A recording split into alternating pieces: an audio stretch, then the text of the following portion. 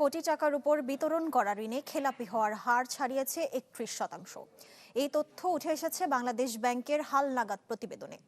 কেন্দ্রীয় ব্যাংকের তথ্য বলছে ২০২৫ সাল শেষে দেশের মোট খেলাপি ঋণের পরিমাণ ছিল ৫,৫৪,৪৮৬ কোটি টাকা। এই ঋণের ৩১.২০%ই কোটি টাকার বেশি ঋণ নেওয়া গ্রাহক।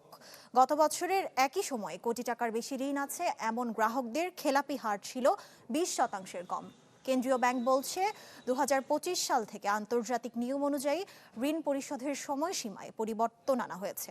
আগে কোনো ঋণ ১৮০ দিন অনাদায়ী থাকলে তা খেলাপি হিসেবে গণ্য করা হতো, যা এখন কমিয়ে ৯০ দিন করা হয়েছে। কঠোর নিয়মের কারণেই গত বছর থেকে খেলাপি ঋণের পরিমাণ উল্লেখযোগ্যভাবে বেড়েছে। নগদ নিয়ে এলো হার না মানা হার অফার। সর্বনিম্ন ১০,০০০ টাকা রেমিটেন্স নগদে পাঠালে থাকছে স্বর্ণের হার জেতার সুযোগ।